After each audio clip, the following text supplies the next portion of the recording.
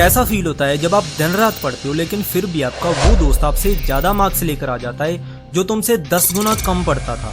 आपने घंटों बैठकर परफेक्ट नोट्स बनाए जबकि आपके सभी दोस्त बाहर खेल रहे थे। कहते हैं कि hard work page of, but reality ये है कि हार्डवर्क के साथ साथ स्मार्ट वर्क भी जरूरी है। आज की इस वीडियो में मैं आपको 12 ऐसी स्टडी टेक्निक्स बताऊंगा जिन्हें यूज करके आप सिर्फ 3 घंटे पढ़ के उतने मार्क्स ले आओगे जितने दूसरों के 10 घंटे पढ़ के भी नहीं आएंगे। 9th मेथड सबसे बेस्ट मेथड है जिससे आप स्टार्टिंग से लेकर एंड तक किसी भी चैप्टर को इफेक्टिवली याद कर पाओगे, वो भी कम से कम टाइम और एफर्ट से। सो एटलीस्ट वहां तक तो वीडियो जरूर देखना। जो भी स्मार्ट वर्क करते हैं वहां पर मुश्किल कुछ नहीं होता है,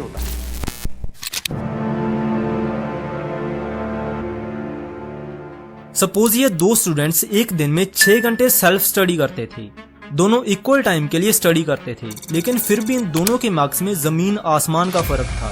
स्टूडेंट बी के मार्क्स स्टूडेंट ए से काफी ज्यादा थे, क्योंकि दोनों के स्टडी करने के तरीके में एक छोटा सा डिफरेंस था। स्टडीज में पाया गया है कि हमारा ब्रेन एवरेज आधे घंटे के लिए ही 100% एफिशिएंसी से काम कर सकता है। अनफॉर्चुनेटली स्टूडेंट ए को ये बात नहीं पता थी। वो लगातार 6 घंटे स्टडी करता था, जिसमें कहने को तो वो 6 घंटे पढ़ा, लेकिन इफेक्टिव स्टडी हुई सिर्फ आधे से 1 घंटा, क्योंकि आधे घंटे बाद या फिर कुछ लोगों के लिए 1 घंटे बाद ब्रेन की एफिशिएंसी सिर्फ 20-30% ही रह जाती है।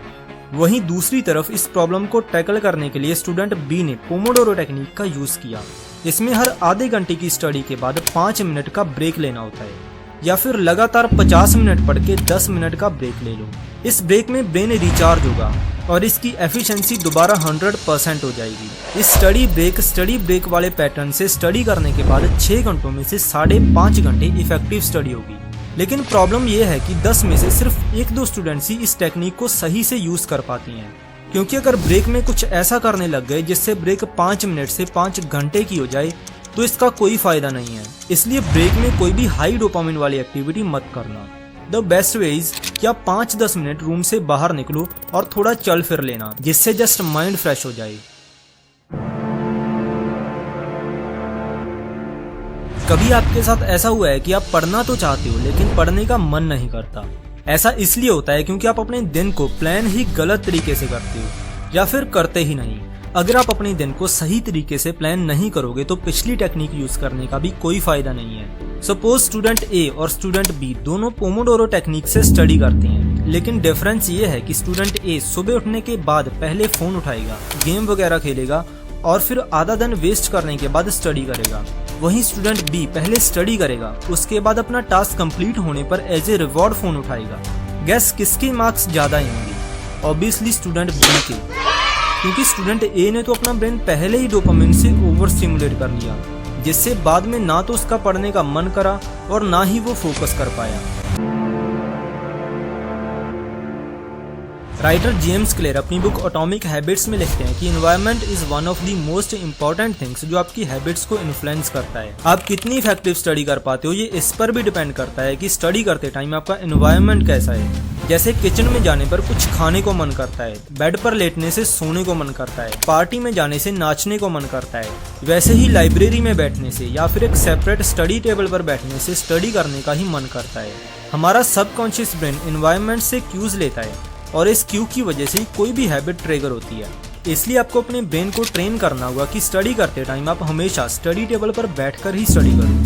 कहने का पॉइंट यह है कि स्टडी के लिए एक सेपरेट प्लेस होनी चाहिए। ऐसा नहीं है कि वहीं पर बैठकर स्टडी कर रहे हो और वहीं पर खा रहे हो और वहीं पर फोन देख रहे हो। कभी कभी कुछ कॉन्सेप्ट्स ऐसे होते हैं जो हमें सालों तक याद रहते हैं, लेकिन कुछ चीजें जितनी भी कोशिश कर लें याद ही नहीं होती। किसी भी इन्फॉर्मेशन को याद करने के लिए सबसे पहले हमें ये पता होना चाहिए कि वो एक फैक्ट है या फिर कॉन्सेप्ट। जैसे अगर मैं आपसे पूछूं वर्ल्ड वॉर 2 कब हुआ, तो आप में से कुछ को याद होगा और कुछ को नहीं, क्योंकि ये एक फैक्ट है। वेयर एज अगर आपको पूरा कॉन्सेप्ट आता हो, यानी वर्ल्ड वॉर 2 कैसे हुआ, क्यों हुआ और किसने स्टार्ट किया, तो फैक्ट भी इजिली याद हो जाएंगे। फॉर एग्जाम्पल वर्ल्ड वॉर 1 खत्म होने के बाद 1919 में ट्रीटी ऑफ वर्साइलेस साइन हुई। On the 28th of June 1919, the Treaty of Versailles was signed. इस ट्रीटी ने जर्मनी को इतना पनिश किया कि उनका इकोनॉमी कोलैप्स कर गया। फिर एक एक्सट्रीमिस्ट सोच वाले लड़के अडोल्फ हिटलर ने अपने देश को संभालने का जिम्मा लिया। That I have walked, that I have advocated for you in these years. I have spent my time in service of my people. लेकिन हिटलर ने वो तरीका अपनाया जो किसी ने सोचा भी नहीं था। हिटलर ने पोलैंड पर अटैक कर दिया। बस यही अटैक वर्ल्ड वॉर 2 का स्टार्टिंग पॉइंट बना और 1939 में वर्ल्ड वॉर 2 स्टार्ट हुई, जो कि 1945 तक चली। अब अगर आपको कॉन्सेप्ट समझ में आया कि ये वॉर कैसे स्टार्ट हुआ, तो 1939 का ईयर हमेशा याद रहेगा। फैक्ट्स बिल्कुल यूजलेस हैं अगर आपको कॉन्सेप्ट्स नहीं पता। फैक्ट्स मीनिंगफुल तभी होंगे अगर उससे रिलेटेड कॉन्सेप्ट पता होगा। फॉर एग्जाम्पल, अब मैं एक एक करके 13 लेटर्स बोलूंगा। मेरे रुकने पर आपको सेम ऑर्डर में ये 13 लेटर्स याद करके बोलने होंगे। So ready? Y T R H A U S T D P A Y H। अब वीडियो पॉज करो और याद करने की कोशिश करो। क्या हुआ, नहीं याद हुए? कोई बात नहीं, अब इनको सुनो। मैं दोबारा 13 लेटर्स बोलूंगा, लेकिन इस बार आपको पक्का याद हो जाएंगे, तो ध्यान से सुनना। H A T P Y T H U R S D A Y। अब इनको रिपीट करो। मोस्ट प्रोबेबली आपको सभी लेटर्स सेम ऑर्डर में याद होंगे, क्योंकि इस बार इन लेटर्स का एक मीनिंग बन रहा था। बट ट्विस्ट ये है कि पहले वाले 13 लेटर्स और ये वाले 13 लेटर्स बिल्कुल सेम हैं, लेकिन फिर भी आप ये वाले 13 लेटर्स कभी भी बता सकते हो, वो भी बिल्कुल सही ऑर्डर में। ऐसा इसलिए क्योंकि मीनिंगफुल इन्फॉर्मेशन को ब्रेन बहुत इजीली याद कर लेता है। हमारा शॉर्ट टर्म मेमोरी स्पैन सिर्फ 5 से 9 लेटर्स का ही होता है, लेकिन फिर भी आपने 13 लेटर्स याद कर लिए, क्योंकि इन 13 लेटर्स का कोई मीनिंग था जो ब्रेन को पहले से ही पता था। फैक्ट्स मीनिंगलेस होते हैं। फैक्ट्स को मीनिंगफुल बनाने के लिए उससे रिलेटेड कॉन्सेप्ट को समझना होगा। इसलिए हमेशा किसी भी चीज को याद करने से पहले उससे रिलेटेड कॉन्सेप्ट्स को समझो। Most of the students study करते टाइम सुपरफिशियल थिंकिंग करते हैं, जिसकी वजह से कुछ भी अच्छे से याद नहीं होता। लेकिन ये सुपरफिशियल थिंकिंग है क्या? एग्जाम्पल से समझो। एक स्टडी में स्टूडेंट्स के 2 ग्रुप्स बनाए। ग्रुप ए को क्वेश्चंस पूछे गए, जैसे एलिफेंट वर्ड में कितने वॉवल्स हैं। वॉवल्स आपको पता ही है, A-E-I-O-U होते हैं। तो इन वर्ड्स में कितने वॉवल्स हैं ये इनको बताने हैं। इनका आंसर ढूंढते टाइम ये स्टूडेंट्स सिर्फ वर्ड के लेटर्स के बारे में सोच रहे थे, ना कि वर्ड के एक्चुअल मीनिंग के बारे में। यही होती है सुपरफिशियल थिंकिंग। ग्रुप बी के स्टूडेंट से पूछा गया, इनमें से कौन सी चीज का साइज ज्यादा है, तो उनके ब्रेन में आंसर ढूंढते टाइम उस चीज की एक्चुअल पिक्चर आई और उनका एक्चुअल मीनिंग पता चला। थोड़े टाइम बाद जब उनसे वो सारे वर्ड्स बताने को कहा गया, तो ग्रुप ए के स्टूडेंट्स ने 30 में से सिर्फ 5 वर्ड्स ही बताए, लेकिन ग्रुप बी के स्टूडेंट्स को 10 वर्ड्स याद थी, यानी ग्रुप ए से डबल। जब आप स्टडी करते टाइम डेफिनेशंस रीड करते हो और एक्चुअल कॉन्सेप्ट को समझने की कोशिश नहीं करते, तो आप सुपरफिशियल थिंकिंग कर रहे होते हो। इसलिए इस तरीके से कभी भी स्टडी मत करना। किसी भी इंफॉर्मेशन को याद करने के लिए रिकलेक्शन इंपॉर्टेंट है। रिकॉग्निशन से हमें लगता है कि ये चीज हमें याद है, लेकिन एक्चुअल में नहीं होती। जब आप किसी भी चैप्टर को पढ़ रहे होते हो, फिर चाहे लेक्चर देखो या बुक से रीड करो, आप इन्फॉर्मेशन को सिर्फ रिकॉग्नाइज करते हो। कभी आपको लगा जब आप अपने नोट्स लेकर रिवीजन स्टार्ट करते हो, तो हर चीज देखने पर ऐसा लगता है कि ये भी आता है और ये भी आता है, लेकिन नोटबुक बंद करते ही सब ब्लैंक, कुछ याद नहीं होता, क्योंकि आपका ब्रेन उस इन्फॉर्मेशन को देखने पर उसे रिकॉग्नाइज कर रहा था कि हाँ, ये तो मैंने पहले भी पढ़ा है, लेकिन ब्रेन में स्टोर कुछ नहीं हो रहा। लॉन्ग टर्म मेमोरी में इन्फॉर्मेशन को स्टोर करने के लिए रिकॉग्निशन की बजाय रिकलेक्शन करनी होगी। लेकिन कैसे? नेक्स्ट मेथड का यूज करके। किसी भी कॉन्सेप्ट को याद करना हो तो बचपन से लेकर आज तक स्कूल में हमें एक ही तरीका सिखाया गया है, रोट मेमोराइजेशन, मतलब रट्टा लगाना। लेकिन ये बिल्कुल भी इफेक्टिव नहीं है। पढ़ा हुआ लंबे समय तक याद रखना है तो एक्टिव रिकॉल मेथड सबसे इफेक्टिव मेथड है। एक्टिव रिकॉल में हम इंफॉर्मेशन को रिकॉग्नाइज नहीं बल्कि ब्रेन में से रिट्रीव यानी रिकलेक्ट करते हैं। किसी भी कंसेप्ट को पढ़ने के बाद आपको ब्रेन में ही याद करना है कि आपने क्या क्या पढ़ा। सेम रिवीजन के बाद भी और लेक्चर देखने के बाद भी ब्रेन में सब कुछ सोचो। अगर ऐसे आपने सब याद कर लिया तो 100% एग्जाम में भी वो कंसेप्ट याद रहेगा, क्योंकि एग्जाम में हम बुक या नोटबुक से देखकर आंसर नहीं लिखते बल्कि अपने ब्रेन में से ही कॉन्सेप्ट्स को रिट्रीव करते हैं।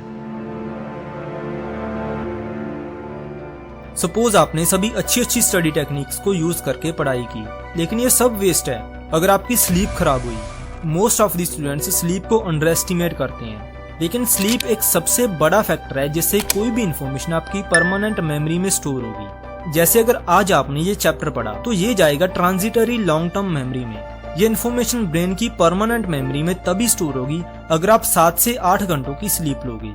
क्योंकि इन्फॉर्मेशन का परमानेंट मेमोरी में स्टोर होने का प्रोसेस डिपेंड करता है रैपिड आई मूवमेंट स्लीप पर, जो कि सोने के लगभग 1.5 घंटे बाद स्टार्ट होती है। सो अच्छी स्टडी के साथ साथ अच्छी स्लीप का होना भी बहुत जरूरी है।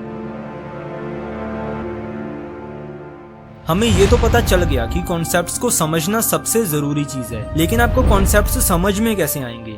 कॉन्सेप्ट्स को इजीली समझने के लिए आप फेनमैन टेक्निक का यूज करोगे। इसके अकॉर्डिंग आपने जो भी पढ़ा है उसे किसी दूसरे को समझाना होगा, और कुछ इस तरीके से समझाना जैसे आप किसी 5 साल के बच्चे को पढ़ा रहे हो, क्योंकि आप दूसरे को कोई कंसेप्ट तभी समझा सकते हो जब आपको खुद को वो 100% क्लियर होगा। जिस भी पॉइंट पर आप अटको तो समझ जाना आपको खुद को ही वो चीज समझ नहीं आई। इस मेथड की खास बात यह है कि दूसरे को समझाते टाइम आप खुद भी एक्टिव लर्निंग कर रहे होते हो। अगर दूसरे को नहीं समझा सकते तो खुद को समझाओ, खुद से ही बात करो। SQ3R one of the best study method है। SQ3R की फुल फॉर्म है survey, question, read, recite and review. जब कोई भी चैप्टर स्टार्ट करो तो बुक उठाकर पहले सर्वे करना है, मतलब पूरे चैप्टर का जल्दी से ओवरव्यू लेना है, और हेडिंग्स, सब हेडिंग्स एंड डायग्राम्स को देखो। इससे आपको आइडिया मिल जाएगा कि चैप्टर किस बारे में है।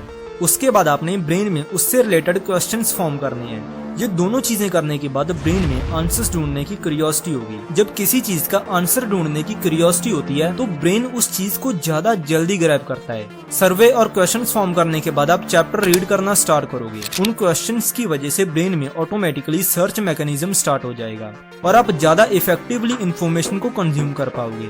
फिर थर्ड स्टेप है रिसाइट यानी एक्टिव रिकॉल। जो पढ़ा है उसे रिकॉल करो। एट लास्ट बारी आती है रिव्यू की। रिव्यू का मतलब है पढ़ा हुआ कुछ दिनों बाद फिर से रिवाइज करना। स्टडीज के अकॉर्डिंग किसी भी इंफॉर्मेशन को टेम्परेरी मेमोरी से परमानेंट मेमोरी में स्टोर करने के लिए उसे 7 बार देखना पड़ेगा। बट इतने सारे चैप्टर्स और इतने सारे सब्जेक्ट्स कोई भी 7 बार छोड़ो 1 बार भी मुश्किल से रिवाइज करता है। लेकिन स्पेस्ड रेपिटेशन बेस्ट मेथड है जिससे आप नया सिलेबस करने के साथ साथ पुराना भी इफेक्टिवली रिवाइज कर पाओगे। चैप्टर कंप्लीट करने के बाद अगले दिन ही उसे रिवाइज करो, फिर 3-4 दिन बाद दूसरी रिवीजन और 10-12 दिन बाद तीसरी। ऐसे ही हर रिवीजन के बाद गैप बढ़ाते जाना और ये साइकिल हर चैप्टर करने के बाद स्टार्ट करना होगा।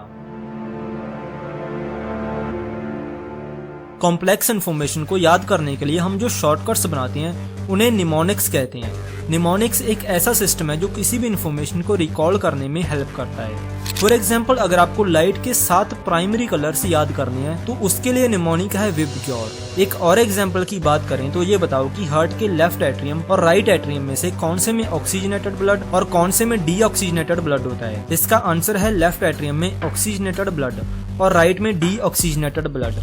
बट ऐसे आप कंफ्यूज हो सकती हो, तो इसे रेडियो सुनते सुनते याद करना। RA मतलब राइट एट्रियम और DEO मतलब डीऑक्सीजनेटेड। अब इसे आप कभी भी नहीं भूलोगे। Well that's today's video guys. I hope आप इन टेक्निक्स को यूज करोगे और कुछ दिनों बाद रिजल्ट्स कमेंट सेक्शन में बता के जाना। अगर किसी मेथड या टेक्निक पर डेडिकेटेड वीडियो चाहिए तो वो भी कमेंट सेक्शन में बता सकते हो। Thank you and have a nice day.